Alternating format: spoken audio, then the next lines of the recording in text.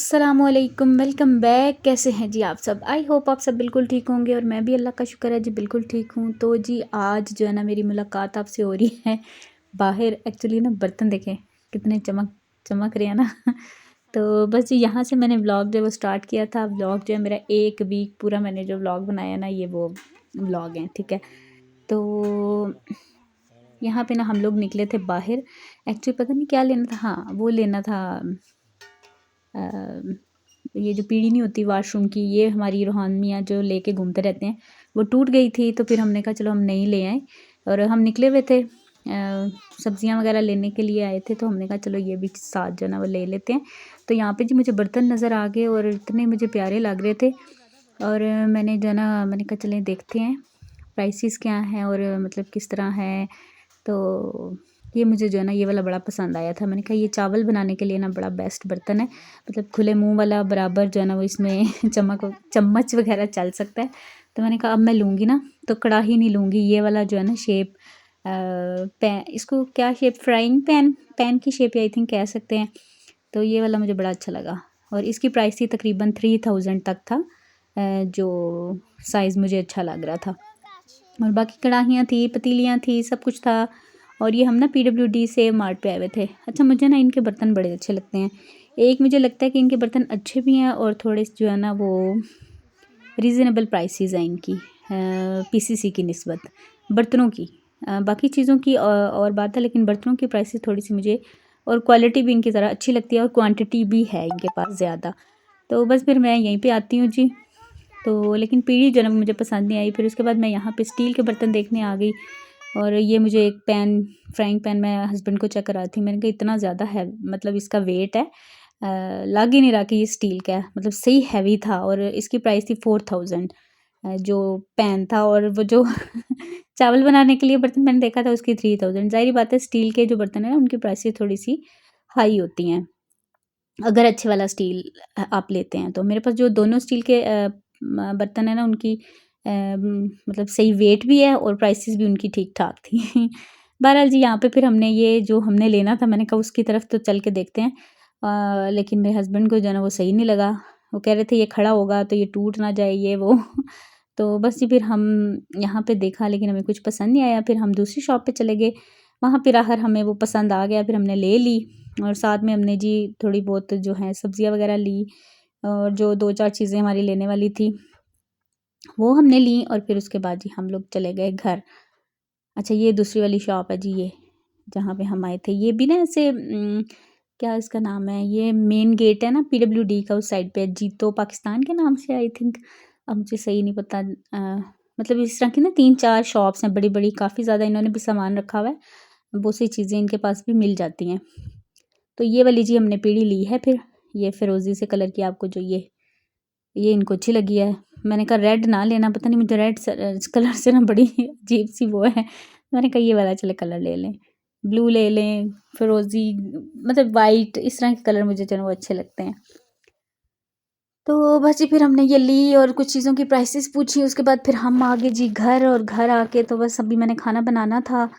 और यहाँ पे ये देखें जी मैं क्या क्या लेकर आई हूँ। पहले मैं दूसरी लाइट भी ऑन कर लूँ क्योंकि जो कम लाइट है ना फिर उसमें वीडियो अच्छी नहीं बनती है।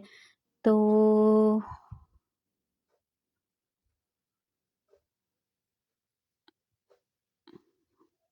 अच्छा जी, हस्बैंड अभी बेचारे आए हैं तो उनको मैंने साथ ही भेज दिया। मैंने कहा दूध भी ले आए, फिर दूध जो है ना मिलना नहीं है। तो बस जी यहाँ पे कुछ बेकरी का सामान लिया है, रस बंद और इस तरह की चीज़ें बच्चों के लिए। और उसके बाद ये कुछ सब्जियां ली थी, गोभी, बैंगन और थोड़े से मैंने बस टमाटर लिए थे। मैंने कहा चलो फिर ले लेंगे। और बस उसके बाद जी ये घी का एक पैकेट ले लिया था। ये सारा जो है ना वो कैश एंड कैरी से ही सारा सामान हमने लिया था। तो सब्जियां भी वहाँ से मिल जाती हैं और बाकी चीज़ें भी मिल जाती हैं। और बस जी यहाँ पे ये देखें जी सिलेंडर भराने के लिए भी जा रहे थे और दूध भी मैंने मंगवा लिया था। मैंने कहा सिलेंडर भरवा लें क्योंकि फिर 10 बजे के बाद जो है ना वो सिलेंडर से ही काम हम लोग चलाते हैं, तो ये काम हो जाए बस। लेकिन मैं कोशिश करती हूँ कि जो है ना 10 बजे से पहले जो मेरा मेन काम है ना कुकिंग का, जैसे सालन, रोटी, ये सब रेडी हो जाए। बाद में है कि चाय बनानी है, बच्चों का दूध गर्म करना है या बच्चों को कुछ खाना है, तो फिर वो जो है ना फिर हम कर लेते हैं। अच्छा जी बस यहाँ पे आज आलू बैंगन बड़े दिनों के बाद बन रहे थे। सब्जियों की समझ नहीं आती है। अब तो खैर आ गई हैं ये जो मिक्स वेजिटेबल है वो बना करेगी। लेकिन अभी जो है ना मटर तकरीबन 200 से अबव ही जा रहे हैं आई थिंक। तो मैंने कहा नहीं भई अभी नहीं लेंगे, थोड़ा-सा और इनको ज़रा नीचे आने दें रेट को, फिर हम लेंगे। तो वैसे तो कोई भी सब्ज़ी जो है ना वो 100 से नीचे नहीं है, लेकिन मटर जो है ना वो अभी 200 से भी ऊपर है। तो आपके यहाँ मटर की क्या प्राइस है, आपने मुझे ज़रूर बताना है। अच्छा, उसके बाद जी मसाला भुना है मैंने, नमक मिर्च हल्दी, सिंपल सा जो तरीका है ना वो मैं उसी से बना रही हूँ। और वो जो डंडियाँ होती हैं ना वो मैं बस पहले ही डाल देती हूँ प्याज और टमाटर के साथ ही, ताकि वो जो है ना एंड तक गल जाएँ अच्छे से।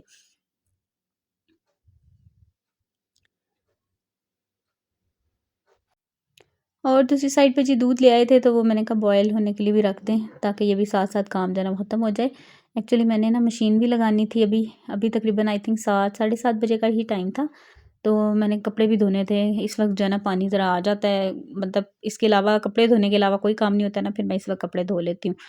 मॉर्निंग में ये होता है कि बाकी काम करने होते हैं, तो फिर कपड़े जो है ना वो मैं शाम के लिए रख देती हूँ, ताकि जो है ना दोनों टाइमों पे जो है ना काम निमट सके। वरना ये होता है ना कि अगर सारा काम एक टाइम पे करते हैं तो पानी फिर ख़त्म हो जाता है, तो फिर काम जो है ना वो सारा दिन के लिए लटका रह जाता है। तो बस यहाँ पे फिर मैंने इसमें डाल दिया आलू और थोड़ा-सा पानी डाला है। इसको जो है ना तकरीबन हाफ़ डन कर दूँगी, ये गल जाएँगे तो फिर उसके बाद जो है बैंगन डाल देंगे। और बस जी ये साथ-साथ सफाई करने की जो है ना वो क्या कह सकते हैं आपको, ये पता नहीं क्या है, मतलब हर बार-बार मैं उसको साफ़ करूँगी। मुझे ना आदत है, आदत भी कह सकते हैं और बुरी आदत भी कह सकते हैं। ये वैसे होनी नहीं चाहिए, बंदा बड़ा इरिटेट रहता है।